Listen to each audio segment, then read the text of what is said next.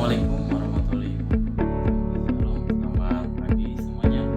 Perkenalkan, nama saya Excel Dwi Jericho Putra Prabu, mahasiswa semester 3 program studi ilmu komunikasi BPJJ UTJ. Hari ini saya sedang mengerjakan tugas terakhir untuk mata kuliah public speaking, yaitu membuat naskah pidato dan menyampaikan secara langsung. Buat teman-teman yang penasaran dan ingin mengetahui seperti apa pidatonya, yuk simak sampai selesai.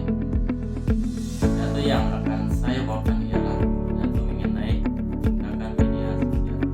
Di zaman sekarang, media sosial sudah menjadi bagian dari kehidupan kita sehari-hari.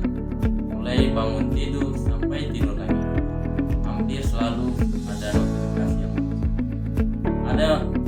Ada yang pakai untuk hiburan, belajar, jualan, bahkan juga tidak heran media sosial sering disebut sebagai dunia kedua. Tapi sekaligus seperti dua sisi mata uang, media sosial bisa menjadi kebaikan sekaligus masalah. Mulai dari salah paham, konflik, gosip, hoax, bahkan cyberbullying. Karena itu penting bagi kita untuk memahami etika bermedia sosial agar komunikasi yang kita lakukan tetap sehat dan tidak merugikan orang lain. Isi pidato yang ingin saya sampaikan ada 6 aspek yang sangat penting. Pertama, yaitu berpikir sebelum mengunggah. Kadang kita selalu spontan menulis sesuatu atau marah atau kecewa, padahal apa yang kita unggah di internet sulit ditarik kembali. Ada prinsip sederhana yang sangat membantu, yaitu saring sebelum sharing. Nah, bermanfaat dan tidak menyakiti. Contoh kecil, ketika membaca berita yang mencurigakan, kita sering langsung bagikan tanpa cek kebenarannya. Akibatnya, orang lain bisa salah paham, panik, bahkan kena dampaknya. Yang kedua, yaitu menghargai privasi orang lain.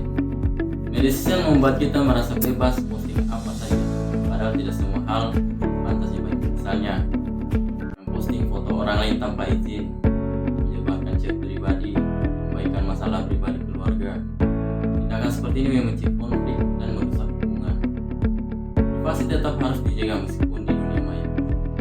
Yang ketiga, gunakan bahasa yang sopan. Perbedaan pendapat itu normal. Yang sering membuat masalah adalah cara menyampaikan pendapat itu sendiri. Kita perlu mengingat bahwa tulisan tidak memiliki nada suara sehingga mudah disalahartikan. Karena itu pilihlah kata yang lembut dan tidak menyerang secara personal. Komentar santun bukan hanya mencerminkan etika, tetapi juga membantu jaga hubungan yang baik. Yang keempat, tidak menyebarkan berita. Hoax adalah salah satu masalah terbesar di media sosial. Berita palsu tersebar karena kita terlalu cepat percaya.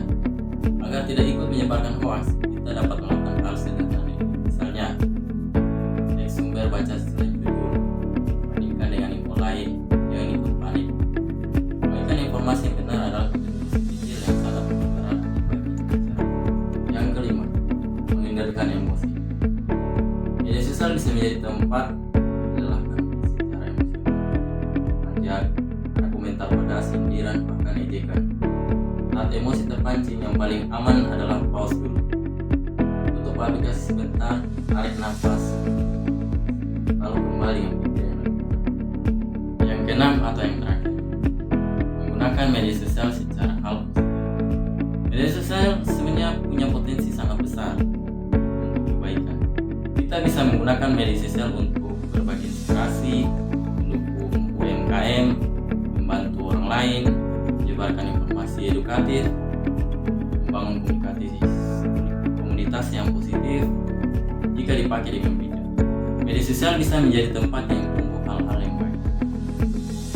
Kita tidak bisa mengendalikan orang lain, tapi kita bisa mengendalikan diri sendiri dengan menjaga etika, menghormati privasi, menggunakan bahasa yang santun, dan menyebarkan hal yang positif.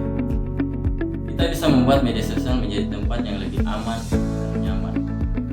Sebelum saya mengakhiri pidato ini, izinkan saya menutup dengan sebuah kata. Pergi ke pasar beli terasi, pulangnya mampir beli lontong. Bijaklah saat bermain di dunia digital agar hubungan tetap damai dan hati pun tenang. Terima kasih atas perhatian Ibu Tutor dan teman-teman semua.